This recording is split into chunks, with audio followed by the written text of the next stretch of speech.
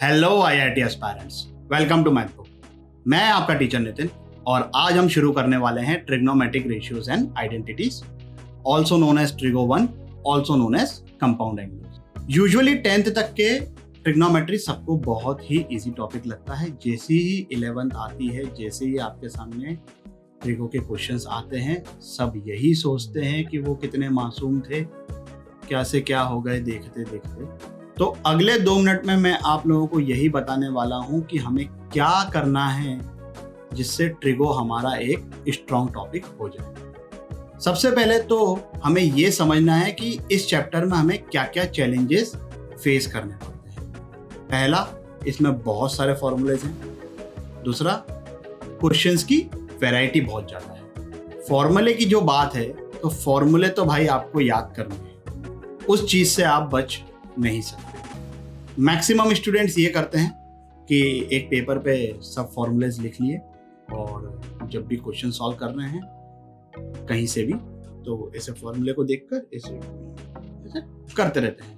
अब that doesn't work. Why? पहली बात तो ये कि एग्जाम में तो आपको वो शीट अलाउड नहीं है।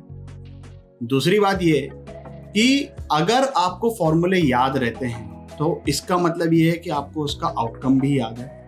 अब होता यह है कि जब कोई अच्छा क्वेश्चन आता है और उस एक अच्छे क्वेश्चन में मल्टीपल फॉर्मूलेज यूज हो रहे हैं, तो जब आपको पता नहीं है कि पहले फॉर्मूले का आउटकम क्या होगा, अगर आप उस पेपर पे देखकर चीज़ों को सॉल्व कर रहे हो, तो आप अपनी नेक्स्ट स्ट्रेटेजी डिसाइड ही नहीं कर पाओगे। अगर आपको चीज़ें याद रहेगी, आपको पहले फॉर्मूले जो उस क्वेश्चन में यूज़ हो रहा है, आपको उसका आउटकम याद है, तो आप सोच सकते हो कि अच्छा यार, मेरे को इसके बाद ये करना है, उसके बाद ये करना है। तो उसके लिए आपको एक रोड मैप चाहिए। वो रोड मैप तभी क्लिक करेगा जब आपको फॉर्मूले याद है। कई बार स्टूडेंट्स ये भी करते हैं कि फॉर्मूले को सीक्वेंस में याद करने की कोशिश करते हैं, मतलब रिलेटेड। जैसे केमिस्ट्री में आपने याद कर लिया, हेलिना ने की रब से फरियाद। उसमें प्रॉब्लम यह है कि मान लीजिए आपको 10th नंबर का फॉर्मूला कहीं पे रिक्वायर्ड है, तो क्या आप 1 से लेकर 9 तक के उस चीज को रिवाइज करोगे? अल्फाबेट्स, अगर मैं आप लोगों से एग्जांपल के लिए पूछूं कि अल्फाबेट N पहले आता है कि G पहले आता है, तो आपको ऑब्वियसली ABCDEFGHIJKLMN ऐसे रिवाइज करना पड़ेगा, तभी आप शॉर्टी से ये बात बोल पाओगे कि अच्छा भाई G पहले है, उसके बाद N है। एग्जाम टाइम पे फॉर्मूले के साथ ये नहीं कर सकते ना, तो आपको फॉर्मूले को याद करना है एज अ इंडिविजुअल एंटिटी। हर फॉर्मूला एज अ सेपरेट याद होना चाहिए। कई बार उसकी ट्रिक्स के बारे में भी सोचते हैं स्टूडेंट्स की, कोई ट्रिक मिल जाए याद करने की। ट्रिक्स के साथ अगेन वही सीक्वेंस वाली प्रॉब्लम हो जाएगी कि अगर आपको ट्रिक्स याद हैं तब तो वो फॉर्मूला ध्यान रहेगा, और फिर वो ट्रिक्स को ध्यान रखने के लिए आपको कहीं ना कहीं उसको चीज़ों को कोरिलेट करना पड़ेगा। इतना टाइम थोड़ी ना एग्जाम में। ट्रिक्स तो बता सकता हूँ मैं भी, कोई बहुत बड़ी चीज़ नहीं है ना। वो जब रील्स वाले करते हैं dish dish dish dish dish dish, तो वो तो मैं भी कर सकता हूँ, उससे फायदा नहीं है आप लोगों को। And don't keep the formulas for last moment कि चलो ठीक है यार, जब एग्जाम होएगा उसके एक दिन पहले याद करेंगे। क्या क्या चीजें आप एग्जाम के एक दिन पहले याद करोगे? कितने फॉर्मूलेज हैं? मैथ्स में काफी सारे हैं, केमिस्ट्री में तो इनऑर्गेनिक बहुत सारी चीज ऐसी है जो रटना है, फिजिक्स में, इलेक्ट्रोस्टैटिक्स में इतने सारे फॉर्मूलेज है। क्या क्या चीजें याद करते बैठोगे एग्जाम के एक दिन पहले? तो सबसे अच्छा तरीका ये है फॉर्मूले का कि जिस तरीके से ये चैप्टर अब धीरे धीरे प्रोग्रेस करेगा, मैं धीरे धीरे फॉर्मूलेज बताऊंगा, उसके साथ एसोसिएटेड कुछ प्रॉब्लम्स भी करेंगे हम लोग, तो फॉर्मूले को साथ ही साथ याद करते जाएंगे। एक बार में याद नहीं होता है, 2 बार में याद नहीं होता है, मल्टीपल टाइम्स उसको रिवाइज करिए। पढ़ पढ़ के याद नहीं होता है, लिख लिख के याद करिए। दूसरी चीज है हमारे पास वैरायटी ऑफ प्रॉब्लम्स। देखिए, मैंने पहले भी ये बात बताई है कि याद करने में और ध्यान रखने में फर्क होता है, तो वैरायटी ऑफ प्रॉब्लम्स आपको ध्यान रखनी है। कोई क्वेश्चन आपके सामने आया और आपको बिल्कुल क्लिक नहीं कर रहा है कि यार इसमें तो कैसे ही प्रोसीड करें, फिर आपने सॉल्यूशन देखा और सॉल्यूशन में उन्होंने कोई अतरंगी चीज यूज करके रखी है। हम करेंगे ट्रिग्नोमेट्री में ऑब्वियसली वो सब चीजें जो अतरंगी लगेगी, तो अगर वो अतरंगी चीज है तो आप उनको ध्यान रखिए कि अच्छा यार, इस टाइप का पैटर्न था क्वेश्चन का, तो ये यूज किया। आई एम नॉट सेइंग कि एग्जाम में एग्जैक्टली वही क्वेश्चन आएगा, बट कहीं ना कहीं उससे चीजें मिलती जुलती आएगी। तो अगर आपको आइडिया है कि हमें इस डायरेक्शन में जाना है, चीजें 50% तो वहीं कंप्लीट हो जाती है। बाद में मंजिल तक पहुंचे ना पहुंचे वो एक अलग कहानी है, बट एटलीस्ट आपकी दिशा पटानी सही होगी। इन दो चीजों को आप ध्यान रखिए, एक तो फॉर्मूले को साथ ही साथ याद करिए, दूसरा वैरायटी को ध्यान रखिए। अगर ये दोनों चीजें आपने स्ट्रिक्टली फॉलो करी तो 99% चांसेस हैं कि आपका ट्रिग्नोमेट्री एक स्ट्रॉन्ग टॉपिक हो जाएगा। क्लियर? तो आइए शुरू करते हैं।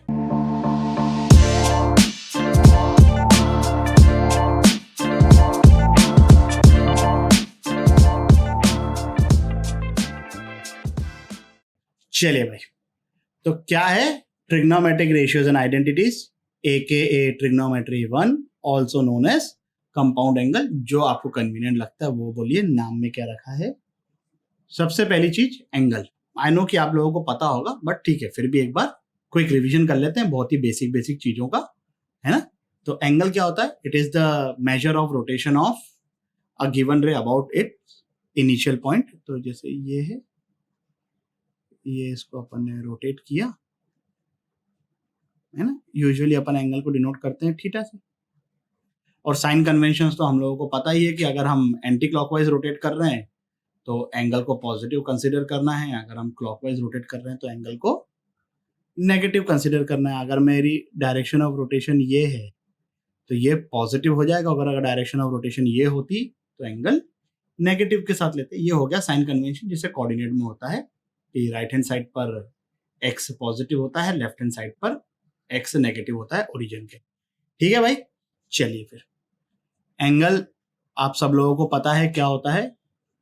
जिस तरीके से लेंथ को मेजर करने के अलग अलग सिस्टम्स होते हैं, जैसे किलोमीटर्स, माइल्स, है ना, दोनों अलग अलग है, उसी तरीके से एंगल को मेजर करने के भी अलग अलग सिस्टम होते हैं।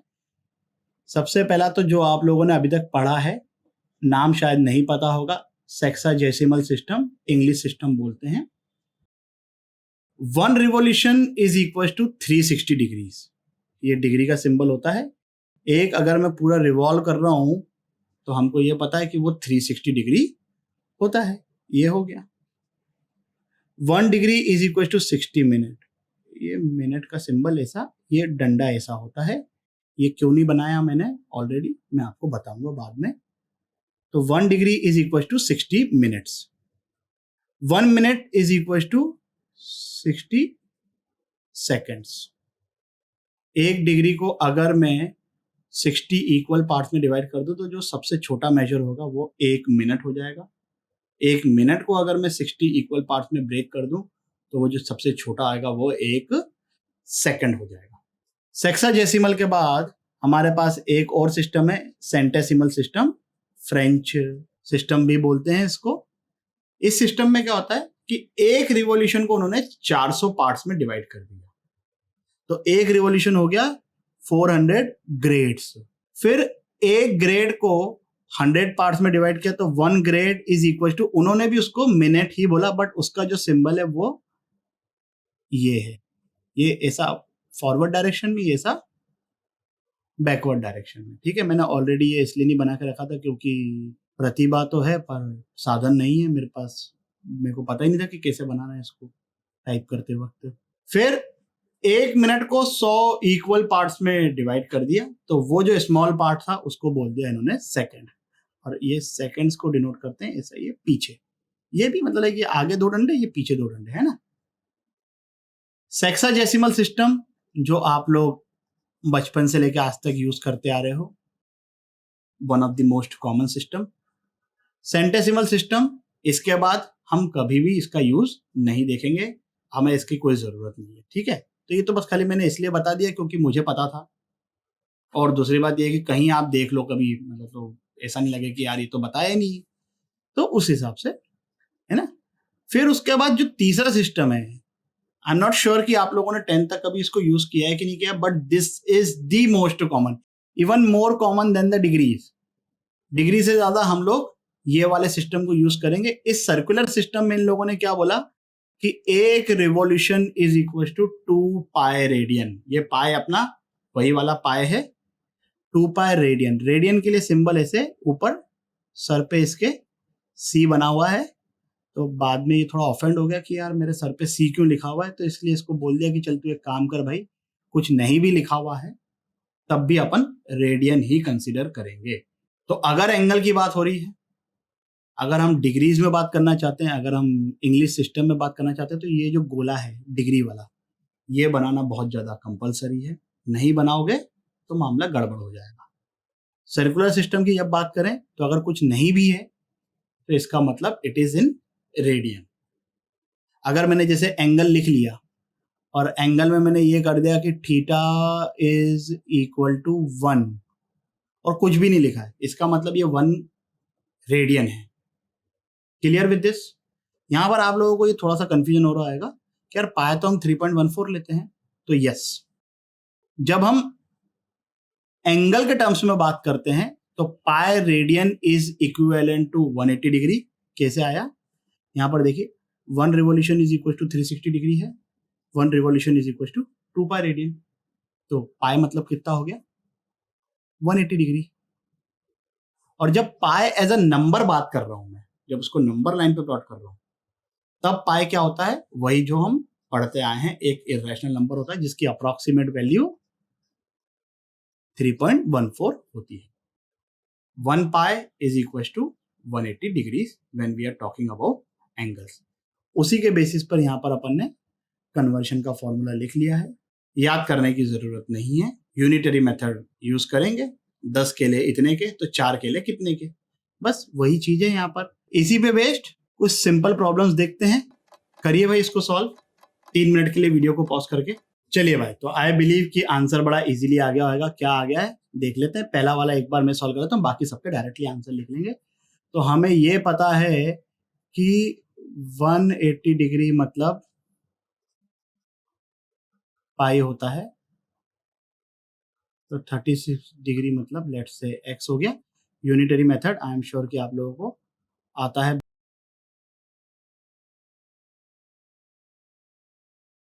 तो यहां से इसको सिंप्लीफाई किया तो ये आ गया पाई बाय 5। उसी तरीके से सेकंड वाले को आप लोग सॉल्व करोगे, सेकंड वाले का आंसर आ जाएगा 7 पाई बाय 12। थर्ड वाले का आंसर 7 पाई बाय 4। फोर्थ वाले का आंसर आ जाएगा 25 pi by 12। Clear with this? चलिए फिर आगे बढ़ते हैं। 3 मिनट के लिए वीडियो को पॉज करिए और इसको सॉल्व करिए। चलिए भाई, इसको तो कन्वर्ट करना डिग्रीज में बहुत ही इजीली है। पाई की जगह हमको क्या सब्सटीट्यूट करना है? 180 डिग्री। तो पहले वाले का आंसर आ जाएगा 15 डिग्री, दूसरे वाले का आंसर आएगा 135 बाय 2 डिग्री। इसको चाहो तो आप 67.5 डिग्री लिख लो, या तो आप इस तरीके से भी लिख सकते हो 67 डिग्री 30 मिनट्स। भाई 1 डिग्री में 60 मिनट्स है, तो 0.5 डिग्री में कितने मिनट्स हो गए? 30 मिनट्स हो गए। ये अलग बात है कि मिनट्स और सेकंड अपन शायद ही कभी यूज करेंगे, बट ठीक है, हमको पता होना चाहिए। थर्ड वाले में क्या आ रहा भाई? तो 252 डिग्री आ गया। तो फोर्थ वाला आ जाएगा 405 डिग्री। क्लियर? चलिए फिर आगे बढ़ते हैं। Length of an arc, area of sector. I am sure कि आप लोगों को ये फॉर्मूला पता है, बट तब आप लोगों ने डिग्रीज में ध्यान रखा होगा। यहां पर मैंने उसको एंगल को रेडियन में लिख लिया है। तो लेंथ ऑफ आर्क क्या होती है? R theta, r radius, theta जो है यहाँ पर इट इज इन रेडियंस। और एरिया ऑफ सेक्टर क्या होता है? Half r square theta. भाई थीटा अगर अपना डिग्री में होता, तो अगर मैं इस रेडियन वाले को डिग्री में कन्वर्ट करूं तो theta radian is equal to pi theta degree by 180 होगा। तो जो आपने फॉर्मूला ये देखा होगा 10th में, वो क्या है? S is equal to pi r theta by 180। ठीक है, यहाँ पर वो जो थीटा था वो डिग्री में है, यहाँ पर जो थीटा है वो रेडियन में है। बात वही है, बस I just want you to be very much use to radiance.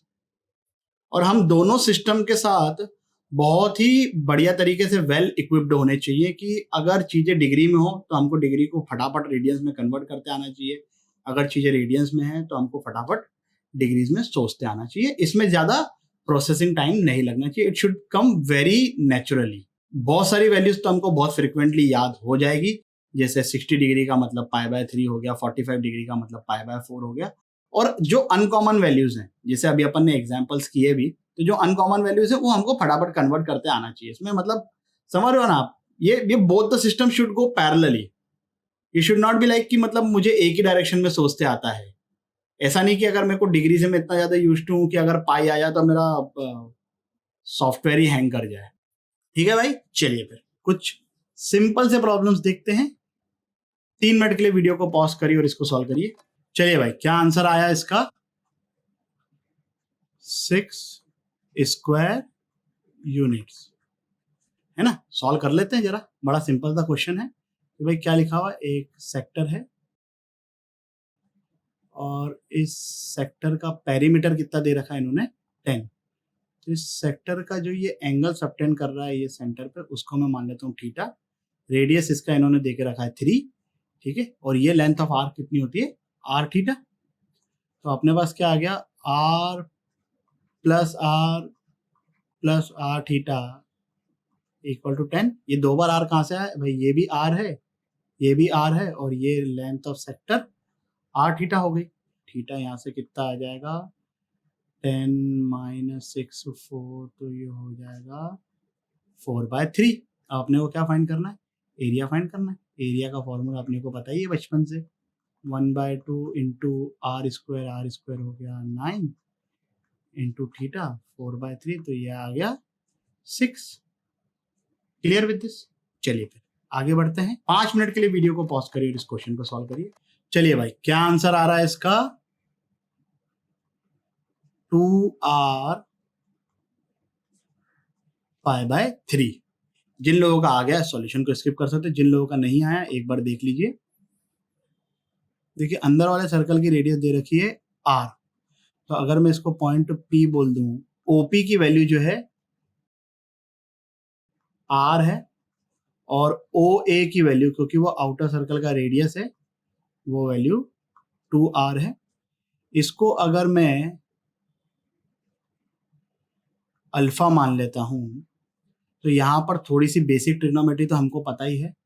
तो उस ट्रायंगल में, इस ट्रायंगल में OPA वाले ट्रायंगल में मैं अगर cos अल्फा निकालूं, तो cos alpha will be equal to OP/OA which is equal to 1/2, म्हणजे अल्फा इक्वल टू 60 डिग्री π/3। तो इधर ये π/3 है, बाय सिमेट्री ये एंगल भी π/3 होगा। हमको निकालना क्या है, ये AB की लेंथ, तो हमको ये वाला एंगल चाहिए। अब ये 60 डिग्री, ये 60 डिग्री, ये पूरा 180 डिग्री होता है, हमको पता ही है। तो ये भी कितना हो गया, 60 डिग्री। ये जो रेडियस है वो है 2r, तो लेंथ क्या हो गई, 2r π/3। पैकअप। इस वीडियो के लिए बस इतना ही। आशा करता हूं कि आपको ये टॉपिक भी अच्छे से समझ आया होगा। अगर समझ में आया हो तो लाइक, कमेंट, सब्सक्राइब करें और अपने दोस्तों के साथ भी शेयर करें। अगले वीडियो तक के लिए सावधान रहें, सुरक्षित रहें। जय हिंद।